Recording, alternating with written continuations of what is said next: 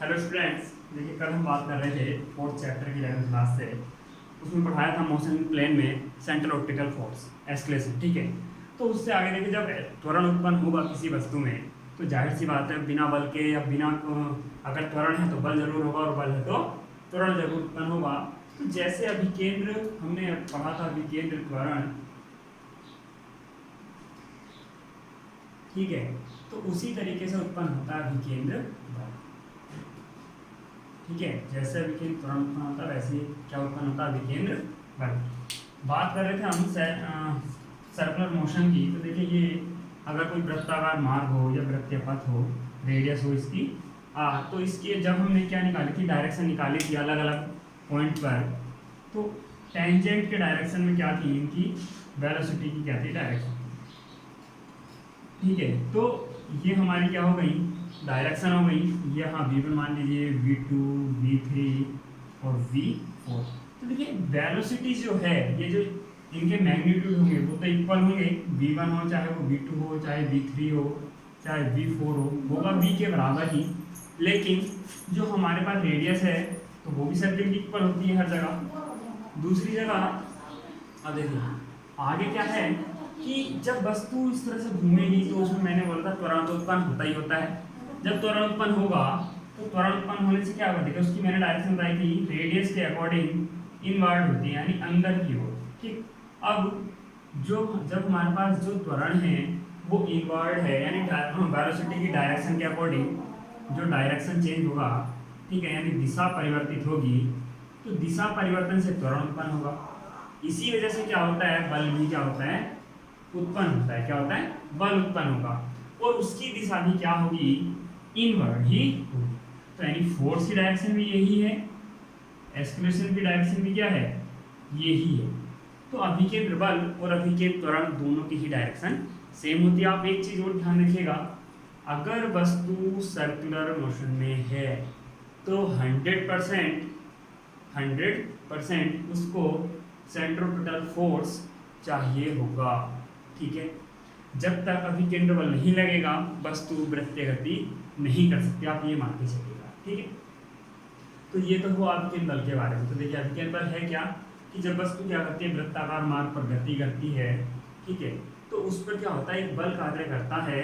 क्या करता है, एक बल कार्य करता है जिसकी दिशा क्या होती है, रेडियस के अलोंग इनवर्ड होती है, यानी त्रिज्या के अनुदिश क्या होती है, अंदर की साइड होती है, केंद्र की ओर होती है। ठीक है, हम उसी बल को क्या बोलते हैं, अभिकेंद्र बल बोलते हैं। इतना क्लियर हुआ, आगे देखिए। तो अब देखिए हम इसके बारे में अगर आर्टिकल की बात करें तो F बराबर एक नॉर्मल सूत्र होता है, F बराबर mv। हमने कल बात की थी इसकी, त्वरण की। ठीक है, तो उसके लिए हमने आर्टिकल निकाला था a is equal to V square upon R, या एक और निकाला था आर ओमेगा स्क्वायर। ठीक है, आप ये दो वैल्यू जब पुट करेंगे तो f is equal to M, A की जगह वैल्यू आप रखिएगा तो वी स्क्वायर अपॉन आर। तो ये आपका एक पर्टिकुलर फॉर्मूला बन के आया। या आप अगर सर्कुलर मोशन की बात करें, ये हो आपका लीनियर वेलोसिटी में। अगर आप सर्कुलर मोशन की बात करेंगे तो m इंटू एंगुलर वेलोसिटी रखिए आप ओमेगा, कोणीय वेग, तो याद आएगा आर ओमेगा स्क्वायर। ठीक है, तो ये आपका क्या हुआ, एंगुलर वेलोसिटी में हुआ फॉर्मूला किसका, सेंट्रीपिटल फोर्स का, और ये हुआ लीनियर वेलोसिटी में किसका फॉर्मूला, सेंट्रीपिटल फोर्स का। यानी अभिकेंद्र जो बल है उसका फॉर्मूला ये तो हुआ लीनियर वेलोसिटी में यानी रेखीय वेग में, और ये हुआ कोणीय वेग में। ठीक है, क्लियर हुआ। अब देखिए, अब ऐसा नहीं हो सकता कि देखिए अब वस्तु अगर आप सपोज दैट ये कोई बस सर्किल है, ठीक है, वृत्ताकार मार्ग है, इस पर कोई वस्तु गति कर रही है। अब जब वस्तु गति करती रहेगी और त्वरण की दिशा अंदर होगी, बल भी अंदर लग रहा है यहाँ केंद्र के, तो किसी ना किसी वक्त या किसी ना किसी टाइम तो ऐसा होगा कि वस्तु अंदर गिर जानी चाहिए। लेकिन क्या कभी आपने देखा है ऐसा कि हाँ वस्तु गति करते करते अंदर गिर गई हो या कुछ ऐसा हुआ हो, ऐसा तो नहीं होता है ना। तो इसलिए क्या होता है कि इस बल को बैलेंस करने के लिए एक बल उत्पन्न होता है। क्या उत्पन्न होता है, एक बल उत्पन्न होता है जिसको हम बोलते हैं अपकेंद्र बल, अपकेंद्र या केंद्रीय बल, कुछ भी कह सकते हैं, अपकेंद्र बल, अपकेंद्रीय बल। ठीक है, तो तो सेंट्रीफ्यूगल फोर्स से हम क्या समझते हैं, देखिए इसके बारे में बात करते हैं।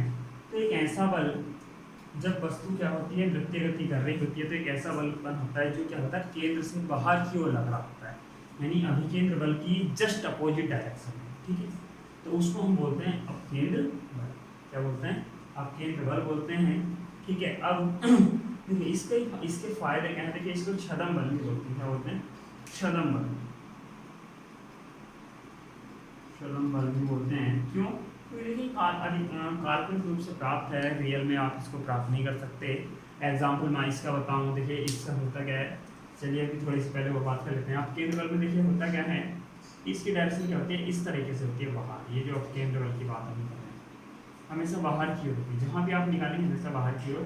तो ये क्या करेगा, जो इनवर्ट वाला फोर्स है उसको बैलेंस करने का काम करता है। इसी से वस्तु क्या होती है सर्कुलर मोशन में पूरा होती है, इसी बैलेंस की वजह से। अब जो हमारे पास वस्तु है, ठीक है, अगर किसी वजह से अभिकेंद्र बल का मान कम हो जाए तो जो वस्तु होती है वो क्या होती है, बाहर की ओर गिर जाती है। जैसे आपने देखा होगा जब हम बस में बैठे होते हैं, बस टर्न करती है तो हम क्या होते हैं, हम बाहर की ओर गिरने लगते हैं। या वो छत पर बस या कार के ऊपर जो छत पे सामान रखा होता है वो क्या होता है अधिकांश से बाहर की ओर गिरता है। वो इसी चीज़ का एग्जाम्पल है, ठीक है। तो ये हुआ छदम बल, यानी एक ऐसा काल्पनिक बल जो वृत्तीय गति करती वस्तु पर बाहर की ओर लगता है, यानी अभिकेंद्र बल की विपरीत दिशा में लगता है। क्या कहलाता है? छदम बल कहलाता है, ठीक है। क्लियर? ये हुआ, ये 2 नंबर का खुद का एक क्वेश्चन है अपना, ठीक है। चलिए आगे बात करते हैं। देखिए आज एक मेरी टॉपिक है जो आपको काफ़ी आगे तक काम आएगा, ठीक है, उसके बारे में बात कर लेते हैं। तो देखिए सदिशों का हमने अभी तक बात की है, सदिशों के जोड़ने घटाने की गुणा की बात नहीं की। ये सदिशों की जो गुणा होती है वो 2 तरीके की होती है, यानी सदिशों की जो गुणा होती है वो क्या होती है, 2 तरीके की होती है। गुणा हम अगर करते हैं तो 2 तरीके से होती है। पहला होता है अदिश गुणन, दूसरा होता है सदिश गुणन।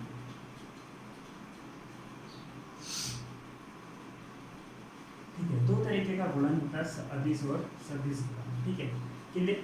तो बात करते हैं, देखिए होता कैसे है, क्या होता है। वैसे मैं आपको एक थोड़ा सा फॉर्मेट बताऊं कि हमारे पास क्या होता है, अगर सपोज दैट ये ए वेक्टर हो, ठीक है, ए वेक्टर, तो इसको लिखा जाता है आई जे के फॉर्म में। ये मैंने आपको पहले ही बताया है, आई जे के फॉर्म में लिखा जाता है, आई कैट जे कैट। ये तो मैंने अपनी तरफ से एक नॉर्मल वेक्टर माना है, ठीक है। इसी तरीके से आप कोई दूसरा वेक्टर मान सकते हैं बी, ठीक है, बी वेक्टर आप मान सकते हैं।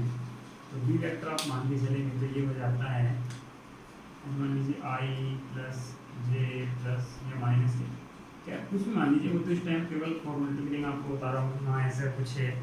तो देखिए मैंने आपको यहाँ मोड यानी मापांक निकालना सिखाया था। तो मापांक कैसे निकालते थे मैं आपको फिर एक दोबारा निकाल के दिखा देता हूँ। मोड ए वेक्टर से इसको रिप्रेजेंट किया जाता है या ए से रिप्रेजेंट किया जाता है, ठीक है। बी है तो बी से रिप्रेजेंट कर रहे हैं, ठीक। तो कैसे निकाला जाता है, अंडर रूट के अंदर। देखिए मैं यहाँ सिंबल लिख रहा हूँ केवल, पहले तो है नहीं तो मैं इसलिए बता दे रहा हूँ। यहाँ अगर मैं ए लिख दूँ, यहाँ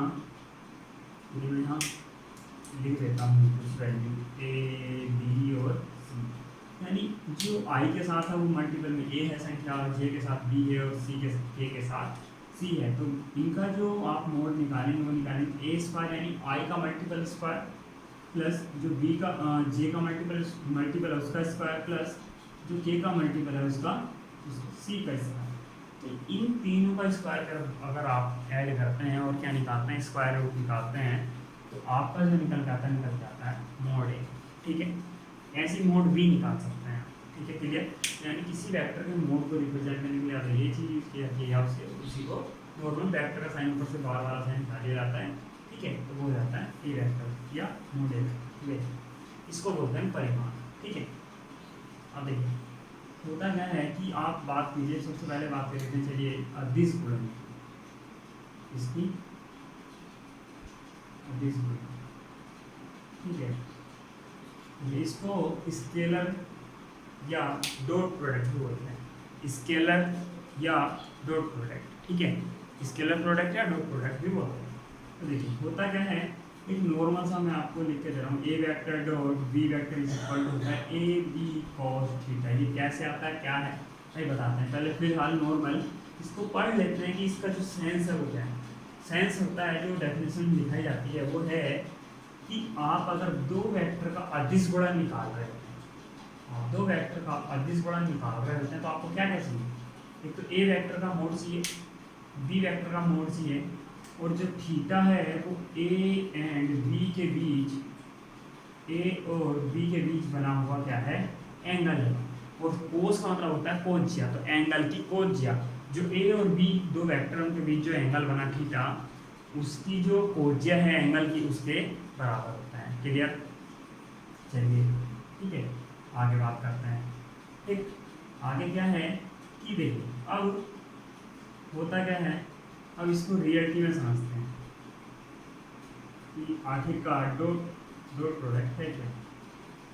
तो देखिए डॉट प्रोडक्ट क्या है, यहाँ पर मान लीजिए थीटा एंगल हुआ, तो जब हम निकालते हैं कि ए और बी के साथ डॉट प्रोडक्ट निकालिए, तो हमारे पास अगर ए वेक्टर ये है, बी वेक्टर ये है, तो जो बी वेक्टर की छाया बनती है ए वेक्टर पर, तो ये वाली जो वैल्यू निकल के आएगी आपकी, निकल जाएगी बी कॉस थीटा। आप निकाल दीजिए, हाइपोटेन्यूज दिया है, बेस निकालना है तो कोस यूज करेंगे, ठीक है। एंगल थीटा है तो थीटा आ जाएगा, यानी आप हाइपोटेन्यूज थीटा, मैं ट्राइंगल का यूज कर लेता हूँ, आपको करके दिखाता हूँ। राइट एंगल ट्राइंगल का यहाँ थीटा बना हुआ है, हाइपोटेन्यूज दी दिया हुआ है, बेस निकालना है, तो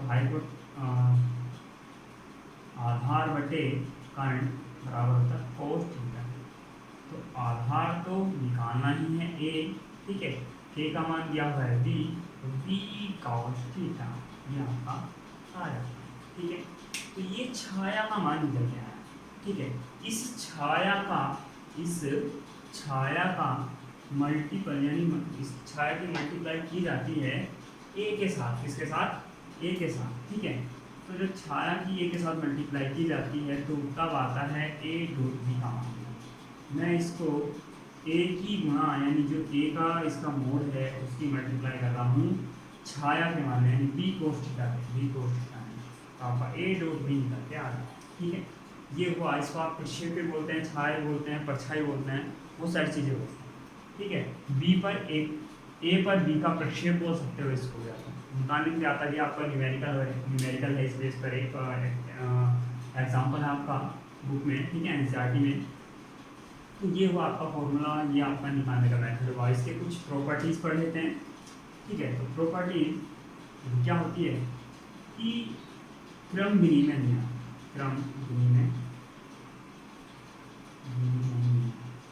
का प्रयोग करते हैं, क्या कि A dot B is equal to हो जाता है, A dot B is equal to हो जाता है B vector dot A vector. एक चीज़ और बताऊँ, अदिश गुणन का मतलब होता है, जब यूज होता है जब दो सदिशों की गुणा कर हमें अदिश राशि प्राप्त करनी है। जब दो सदिशों की गुणा कर अदिश राशि प्राप्त हो रही हो तो अदिश गुणन किया जाता है या अदिश गुणन होता है, ठीक है। ये होता है क्रम विनिमय। वितरण नियम भी होता है, यूज होता है वितरण नियम। वितरण नियम में क्या है कि A vector dot B vector plus C vector है, ये हो जाता है A vector dot B vector plus A vector dot C vector, ये वितरण नियम, ठीक है। Second property. थर्ड देखिए, यहाँ से डिपेंड करता है, अगर दो वेक्टर पैरेलल होंगे तो इनके बीच बनने वाला थीटा होगा 0, ठीक है। अगर लंबवत हुए तो एंगल हो जाता है 90। तो अब यहाँ कोस की वैल्यू आप 0 रखेंगे तो वैल्यू आ जाएगी 1, ठीक है। कोस की 90 रखेंगे तो वैल्यू आ जाती है, यानी अगर दो वेक्टर परपेंडिकुलर हैं तो उनका जो डॉट प्रोडक्ट आता है वो आता है निकल कर क्या, 0, एंगल क्या आता है 0। और अगर पैरेलल होंगे तो उनका जो डॉट प्रोडक्ट होता है वो होता है दोनों वेक्टरों के जो आपकी मैग्नीट्यूड हैं उन दोनों के मल्टीपल के बराबर होते हैं, ठीक है, उस मल्टीपल के बराबर होता है, क्लियर। दो प्रॉपर्टी तो आपकी यही होगी, लेकिन पैरेलल के परपेंडिकुलर के लिए वैल्यू हो जाती है 0 अदिश गुणन की, पैरेलल हुए तो जो उन दोनों के मैग्नीट्यूड है केवल उनकी मल्टीप्लाई कर लीजिए, आंसर आपका आ जाएगा, ठीक है। अब अगर आप किसी एक ही कोई एक ही वेक्टर है, इसी वेक्टर का इसी के साथ मल्टीप्लाई निकाल रहे हैं, यानी एक वेक्टर है ए, ठीक है, इसी का इसी के साथ मल्टीप्लाई निकाल रहे हैं, यानी ए डॉट ए निकाल के चल रहे हैं, तो एंगल क्या बना, थीटा इज इक्वल टू 0 हुआ, तो पैरेलल वाली कंडीशन बन जाती है, ठीक है, सेम पैरेलल वाली कंडीशन बन जाती है। तो अब बी की जगह भी ए है, तो इसका मतलब क्या बना, A dot A vector is equal to बन जाता है ए स्क्वायर, क्योंकि ए इंटू ए रखेंगे और कोस 0, देखिए मैं करके दिखा देता हूँ, A vector dot A vector is equal to A into A cos 0, इसकी वैल्यू 1, तो ए इंटू ए स्क्वायर और ए वेक्टर डॉट ए वेक्टर, ठीक है, ये क्लियर हुआ। अब यहाँ ऐसे ही आप अगर यहाँ बी के साथ 0 रखते तो यहाँ बी आ जाता है, स्क्वायर नहीं आता, आप 90 रखते तो इसकी वैल्यू जाती है 0, तो पूरे की वैल्यू 0 जाती, तो आंसर क्या आता है 0। तो ये आपकी प्रॉपर्टी, और एक आगे प्रॉपर्टी है क्या कि देखिए आई एक्स का घटक जो आई होता है, आई की आई में गुणा कीजिए, ये सेम कंपोनेंट की आई वाले की आई में, जे वाले की जे में, के वाले की के में आप मल्टीप्लाई अगर करते हैं तो केवल 1 बचता है, ठीक है, यानी इनकी जो वैल्यू जाती है वो जाती है 1, आई की आई में, जे की जे में, ठीक है, और के की के में आप अगर मल्टीप्लाई करते हैं तो वैल्यू जाती है 1। तो इसका मतलब क्या होता है कि आप जब दो वेक्टर को मल्टीप्लाई कर रहे हैं तो आई वाले की केवल आई में करें, जे वाले की केवल जे में, और के वाले की केवल किस में करें, के में करें, किसी अदरवाइज और की ना करें, क्योंकि अदरवाइज क्या आप करेंगे तो कोई से भी दो कंपोनेंट, कोई भी से भी दो एक्सेस होते हैं, उनके भी 90 डिग्री का एंगल होता है, इसलिए उनकी जो वैल्यू जाती है वो जाती है 0, हो जाती है 0, यानी आई की आप जे के साथ मल्टीप्लाई करेंगे तो एंगल कितना बनेगा, 90, वैल्यू जाएगी 0। ऐसी आई की आप जे की, अगर आप जे की के साथ कर लें तो 0, और के की आई के साथ कर लें तो भी 0, ठीक है। तो ये हुआ आपका क्या, अदिश गुणन। तो देखिए तो आगे एक बचा है आपका सदिश गुणन, और इन दोनों के बेस पर न्यूमेरिकल कैसे सोल्व करेंगे हम, उसके बारे में कल नेक्स्ट वीडियो में पढ़ेंगे। तो थैंक यू फॉर वॉचिंग, और लाइक और सब्सक्राइब का शेयर करना ना भूलें, ज़्यादा से ज़्यादा अपने साथ के बच्चों को शेयर करें, जिससे और भी बच्चे और क्लास और स्कूल के बच्चे भी इस कोरोना के टाइम में जो ऑफलाइन ऑनलाइन क्लासेस चल रही हैं उसमें हमारे चैनल को अलाउ कर सकें। Thank you for watching.